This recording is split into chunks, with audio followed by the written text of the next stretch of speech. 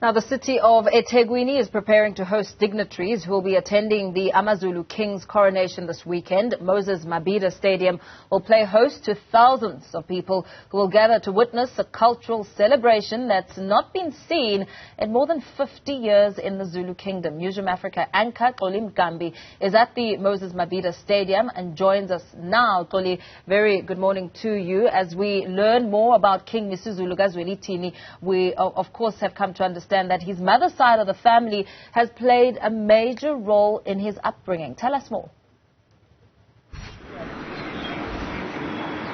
Paul, very good morning to you, and as you've correctly mentioned, we're coming to you live just outside the Mabhida Stadium. It's right behind me. You probably will ask the question, why are we not broadcasting from inside? Well, I can tell you that that venue, at least at the moment, completely off bounds in terms of any media personnel that could want to do anything inside there. So those are the rules. Hopefully by 2 o'clock, when that state of readiness briefing does start, we will be able to take you inside the stadium. But Paul, you asked very critically about the issue of the dignitaries that are going to be attending here. The understanding, Paul, although unofficial, is that the king's mother's side, in particular his uncle, King Misuzulu III, he is especially going to be one of those that will be attending. But there's quite a commotion that, as I speak to you right now, Paul, and let me show you exactly what I'm talking about in terms of security around the stadium. So I was meant to talk in a moment with Prince Mthokozisi Mahlobo, and that's the man in a shirt and jeans that you see right now. He's actually talking to the security personnel. We are not even allowed to have this conversation with the prince. You see him right now coming towards me. Hopefully we are able to have this conversation. Prince Mahlobo, thank you very much for your time. I'm sorry about what is happening, but I suppose it's part of the security that has been beefed up. But tell us, as a person who is right by the king's side since the passing of his father, how is he doing at the moment, particularly when we speak about security issues, particularly in light of the Izinduna? At least 3 of them now have been killed in the space of 2 months. Just security-wise, is he apprehensive? Is he worried? No, siyabonga. No, cha. Isimo sona siyabonakala ukuthi asisihle ebusweni basendunkulu, especially ukuhamba kwezinduna ezikhona ezingamafelankosi, ezingamavikela sihlalo. Kubhlungu ke nasengonyameni yona himself kubhlungu. Ikhona ke esingeke sikubalekele ukuthi kuyenzeka, kodwa ke ingonyama iphephile, amaphoyisa alelizwe ayiphethe kahle, umsebenzi wamakhosi uyaqhubeka. Asikasoli lutho kwamanje phambi kokusobayo. We know, Prince Mahlobo, that this afternoon, for example, Prince Buzabaz, who is one of the brothers but from a different house, he is meant to address a media briefing, and we're not sure whether that is going to further exacerbate the divisions within the royal family that we have seen playing themselves out. The king, in his anticipation of what is likely to happen on Saturday, does he at least have the backing of a sizable number of the royal family, whether it be from the household where he comes from, which is Queen Manchombi's household, along the other 5 households? How much support does he have? Indlunkulu yonke nje kaZulu engingakusho imene ngonyama kusukela ekuqaleni akaze kube khona la kunegebe khona. Ngeke sikubalekele ukuthi ke endlini kuyenzeka ningaboni ngeso lilodwa, ngisho indlu yonke nje yobukhosi bakwaZulu. Kodwa abantu abenkosi kusukela endlini yakwabo kwakhangela esigodlweni bebeyeseka ingonyama kuze kube namhlanje. Izindlu zonke zobukhosi, ondunankulu besizwe umntwana waphinda angene, ondlunkulu abadala, ogogo nabantu abenkosi nabangoyise bayo bebeyeseka ingonyama. Ngobusho nje ke ngeke sikubalekele umntwana enkosi, umntwana Buzabazi mhlambe ke kulokho afisa ukwenza ngakwenza, kodwa isigaba sengonyama simile nje, sinengonyama eyodwa kwaZulu. ngeke kushintshe mhlambe ukuthi umntwana khona kukhulumayo engayikhulumela nje wenkosi akavinjwe umuntu mhlambe naye mengancoma umsebenzi wamakhosi singakujabulela lokho ngoba phela isizwe siyayazi ingonyama yaso asididekile uhulumeni uyayazi ingonyama uyirecognizile kube uhambo lona olungelula mawubuka kusukela khamba ingonyama uhamba indlovukazi kuze kube namhlanje asehlukene nabantu esibuye empini la sibuya khona. It was a very strenuous journey for everyone.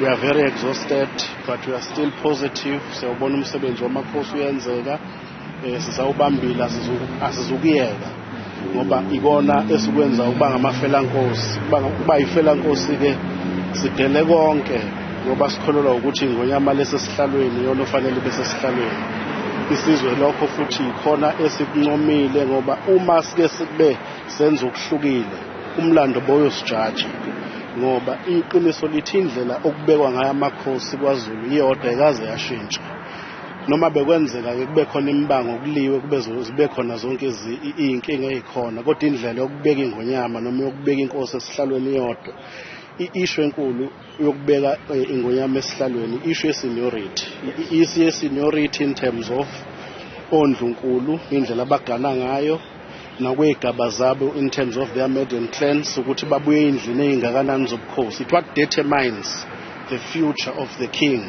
efanele bese sihlalweni.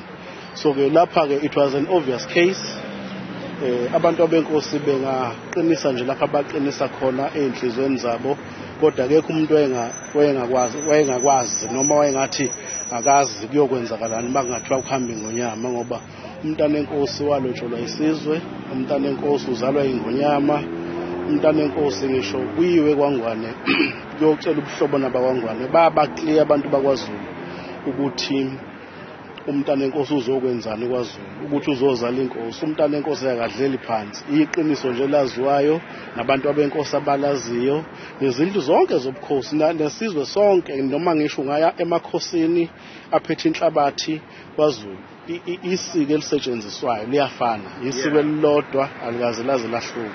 Let me ask this question. You know, you've given us such a rich texture about why King Misuzulu is on the throne and what steps have had to be followed or what determined why he was the chosen one. But we know that Prince Smagate, for example, he has not minced his words that he sees himself as the heir to the throne himself. In fact, he went further to get himself into Esibayeni. There was a ceremony that was held. As someone who works closely with the king, I mean, we refer to you as his right-hand man. On Saturday, you're probably going to be right next to him. How does he feel towards his brother? Because that's who he is. Prince Magate is King Misuzulu, his brother. How does he feel about that tension? Has he done anything since Esibayeni of the king himself to try and reconcile? This is someone, by the way, that we understand was brought up by Queen Manchombi himself. Iqiniso eliphelele lithi abantu abenkosi bonke sibe nenhlahla sakhulela esigodlweni. Umntana enkosi ke akusiyena umntwana uSimakade yedwa obe nenhlanhla ukukhulela esigodlweni. Nangendlela ke mhlamba atholakala ngayo. Ingonyama ke nomntana enkosi bonke abantu abengonyama umntana enkosi bebafihla ekhwapheni lakhe. And sonke sikhulele thina sizalwa nje abantwana bamantombazane kodwa sikhuliswe yindlovukazi. Yasifundisa isiko yasifundisa impilo asikaze sibe nama tensions nabantu abenkosi. Even a single day naye ingonyama ekhona esesihlalweni ayikaze izibe nama tensions nabakwabo naye futhi umntwana uSimakade. Even today he even tried to offer him time together ukuthi bahlale babonane as brothers several times. Ingonyama ke sesihlalweni ingonyama enomoya wokuthula ingonyama engawuthanda umsindo ingonyama ewuthandayo nje into la khona kunokuthula nenjabulo. So ke ngamanye amazwi engingakusho ingonyama inayo into enayo ngabafowabo labo kuthiwa bayabanga. Kubhlungu khona ungababona abanewena uphambi kwakho phambi kobuso bakho ngakulesi sikhathi la khona kuhambe ingonyama njengoyihlo kuhamba indlovukazi njengomama bengamile nawe esigabeni esifana naleso kubhlungu kodwa ke ayikho into engingathi ngoyami nabo ngabane wabenhlezweni yabo noma ibabambela iqubu noma mhlambe kunento ukuthele khona iyabathanda iyabahlonipha iyabarecognize njengabantu abenkosi futhi ihlezi kusho ithi ihlalo zabo zikhona akekho oyithatha bangabantu abenkosi bazelwe ekhaya. Let me ask this question on that very point, that their seats in the royal household will remain there, particularly the ones that are challenging the king on the throne. Is it true that Prince Smagate may have been one of the king's advisors had he not taken this step of trying to challenge him for the throne? Noma ngeke ngeze ngimkhulumele wenkosi noma ngeke ngeze mhlambe ngiyikhulumele ingonyama on that point. Uma uzelwe ungumntana enkosi endlunkulu futhi usesigabeni la umdala khona, you've got responsibilities njengoba umntana enkosi. Kuba sengonyameni ekubukeni ukuthi ngakuthuma kuphi emsebenzini yesihlalo ngoba kuwumsebenzi wa wonke umntana enkosi nabantu abenkosi nesizwe ukubambisa ingonyama ukuthi iwenze umsebenzi wesizwe. Naye ke umntwana uSmagade bekungaba kuhle uma ukuthi uyibambisile ingonyama bekungabukeka kahle esizweni ekusebenzeni emsebenzini yesizwe. Konke kokuvelile ngeke sikubalekele ngoba phela kungumlando akukho nkosi yahlala esihlalweni kwacweba nje isiziba. Kuyaba khona izikhathi ezifana nalezi esikholelwa ukuthi ngelinye ilanga ziyokwedlula kube nokuthula abantu abenkosi babuyele izigabeni zabo lapho kufanele ngabe bahlezi khona. Kodwa ke iqiniso lithi uma kube nezigaba ezifana nalezi kunendlela lapho kwedlulwa khona lapho esivalelana khona kwagogo uqondiswane ngokwesiko ukuthi lapha konakala kulungiswa kanjani ngendlela yasendlunkulu. So in other words, Prince Smagade simply went too far to a point where he conducted a ceremony of ukungena esibayeni, as in entering the kraal, and that ceremony, does it now close all these channels for him to possibly reconcile with the king? Isiko lokungena esibayeni isiko elijulile.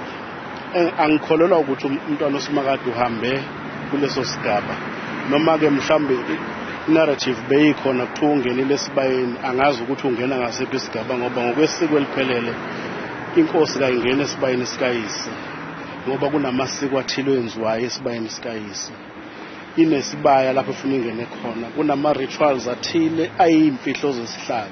Uma kuthiwa kumntwana ungena esibayeni sikayise angikuthathi njengento ekhona ngoba mhlawumbe ke kwakuyistory noma kwakuyinto nje yayenziwa ngoba ngikholelwa ukuthi naye mayilazi iqiniso uyazi ukuthi ngichaza ukuthini lokho engikushoyo ngoba kunamasiko akhona ungena esibayeni awuyingenisa esibayeni awuyingeneli kunabathile abakungenisayo kunezindlela zakhona zokungena nomsebenzi yakhona futhi ke kuye kube kuhle leyo bomsebenzi yenziwa ngabantu abadala nabathile abaxoxekile abakhethekile okufanele bayenze lo msebenzi.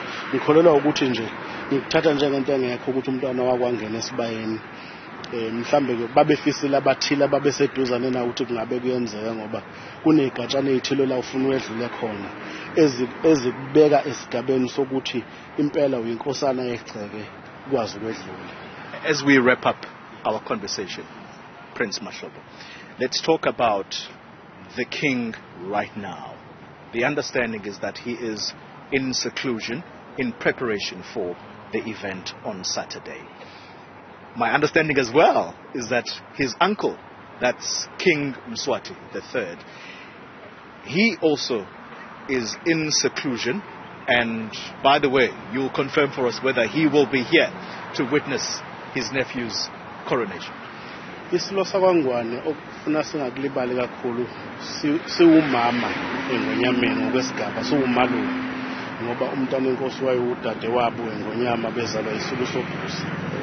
So ke ubukhona baso siyeza sizobe sikhona sizobe sifike njengesigaba saso sokuba umalume njengomama ukuzobona ukuthi umsebenzi kadade wabo umsebenzi kayise usobhuzu uyafezeka ngoba ikona okubalekile engikholelwa ukuthi kubalekile enhlizweni yesilo sakwangwane ukuzobona ukuthi abantu bakwaZulu babenzile ubulungiswa kulokho ababekushilo esilweni usobhuza ukuthi mhla bezobabela isigodlo samalangeni ukuthi sizothatha umntana enkosi sifuna uzosakhela umuzi sifuna uzosivusela umuzi wobukhosi ukuze ngelinye ilanga ungafi kuyenzeka kholelwa ukuthi ke ilokho kubalekile okufanele kwenzeke isilo sawongone sizobe sikhona sizokwenza umsebenzi ningonyama ke yakwaZulu ikhona isesigabeni sawo la ikhona khona yenza umsebenzi yamakhosi okuqondene ngqo nalomsebenzi ozokwenzeka ngeweekend. Thank you very much for your time. What a great conversation. I have just had Mpo with Prince Mthokozisi Mahlobo, a right-hand man to the king. Shortly, or let me make it brief, the king of AmaSwati. He is going to be here. He is the uncle to the king that is going to be coronated here. And in essence, this is about unity. And I know that you and I don't have much time, Mpo, as you close the show, but the king expects Saturday's ceremony to go without a hitch. Yes, efforts to unite the family are ongoing. I think that's the best way to sum up this conversation. Up there, Mngambi. Let's leave it there for now. Of course, as we continue to keep a close eye on what is to come out of KZN, as Prince Mangosuthu Buthelezi will also be briefing the media.